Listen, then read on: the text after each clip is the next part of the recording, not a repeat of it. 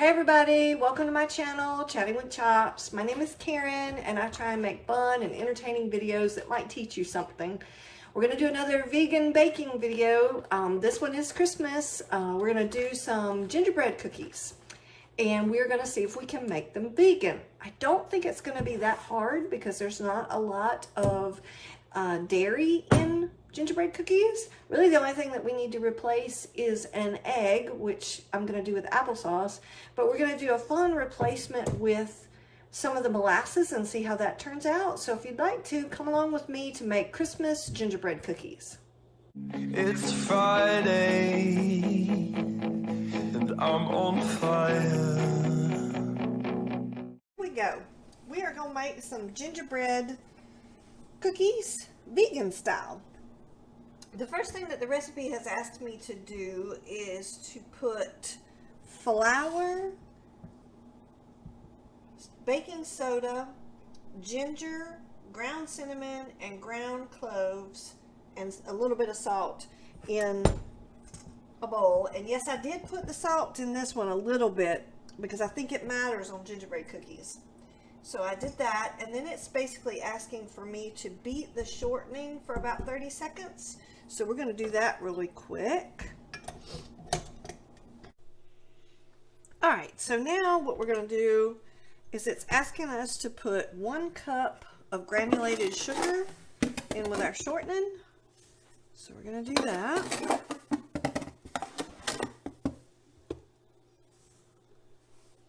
And then we're going to beat that until it is fluffy.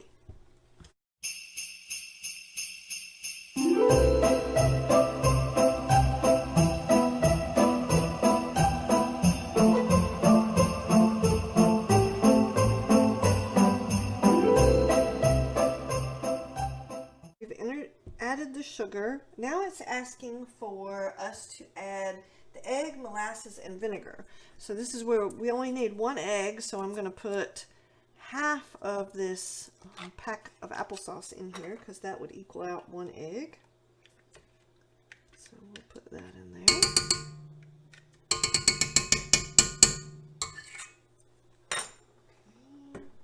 And then this is going to be the interesting part. Actually, it asked for molasses, and I only have about what I think is about 1/3 of a cup of molasses. But I'm going to try something interesting because I looked online and it said you can substitute molasses with a maple syrup, honey, or light corn syrup.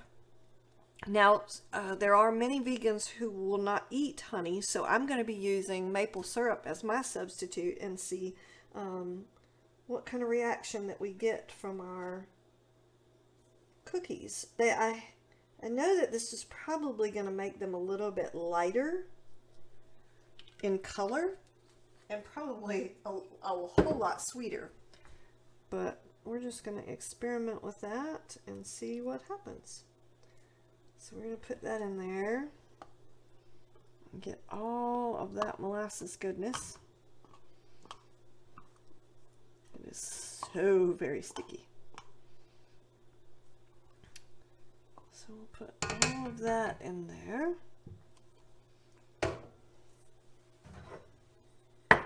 And then you put 2 tablespoons of just regular vinegar.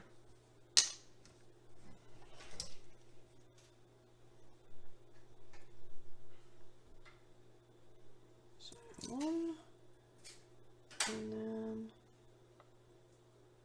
2. Okay, and then we're just going to mix that up until it's mixed really well. It doesn't look too appetizing there, but we'll see what happens. All right, so the next step in the process, once you've beaten all that really well, is you're going to take your dry ingredients and add them to your wet.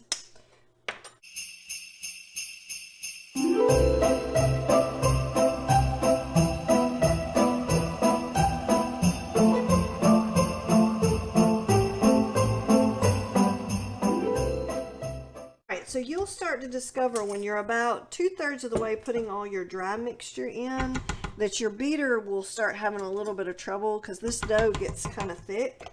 So this is usually when I like to change over to my dough hook and just get as much of this dough off. I mean, it is cookie dough, so there you go. All right. And then just give the sides a good sweep. Because like I said, these KitchenAid mixers are fantastic. But even they can miss a little bit of stuff at the bottom. Alright. So let's get changed over to the dough hook. And then that'll just make it a little bit easier as you go along. Alright, so once you get all of your dry mixture in, at this point is where you want to take and put it in a nice clean bowl and stick it in the fridge overnight to chill. These cookies respond really well to that. So just get as much of the cookie dough off your hook as you can. And then again, this is when I like to just double check that everything is mixed in. Everything's looking good. And you can definitely tell if you've ever made gingerbread cookies before that mine are definitely lighter because of the less molasses. So they're definitely on the lighter side. But I'm just going to plop this into this bowl. Hopefully into the bowl and not on the counter. Make sure you get every little bit. That could be an extra cookie. If you leave it in the bowl, it's just going to go down the sink. I'll just scrape all that out. And like I said, I'm going to put a cover on my plastic bowl and just stick it in the fridge for overnight. We've got our gingerbread cookie dough that has been in the fridge. And actually mine has been in the fridge overnight. And what I like to do is take a piece of saran wrap and put it on the counter, spread out, put my cookie dough on it. The recipe says to work with 1/3 of the dough. I just like to work with a little bit at a time. It just makes it easier for me. And you put the another piece of saran wrap over the top of that. And just kind of spread that out a little bit. And then you take your rolling pin and start just rolling it out flat. And just keep working with it until you get it into a nice reasonable thickness. Now the recipe just says an eighth of an inch thickness. I usually just roll mine out the best I can and go by eye, but if you want to do, you know, if you like exacts, then you can go with an 1/8 of an inch. And I've showed y'all previously that I have those nice little wedges that you can put on the ends of your rolling pin that help you with the measurements. Then you get your, basically get your dough kind of the way you want it.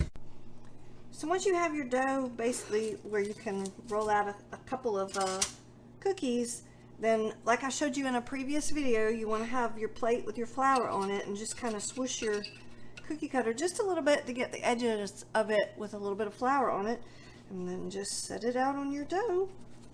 And really with gingerbread cookies, you can make them kind of whatever thickness you want. You just need to adjust your baking time. But there's your little cookie, and you're just going to set it on your cookie sheet. If I can get her to come off. Put that right there so you guys can see. And I mean, of course, if you want gingerbread cookies and you want gingerbread men, then you would use a gingerbread man shaped gingerbread cookie cutter. But I mean, really, you can make them any shape you want. There's no rules. This is your baking.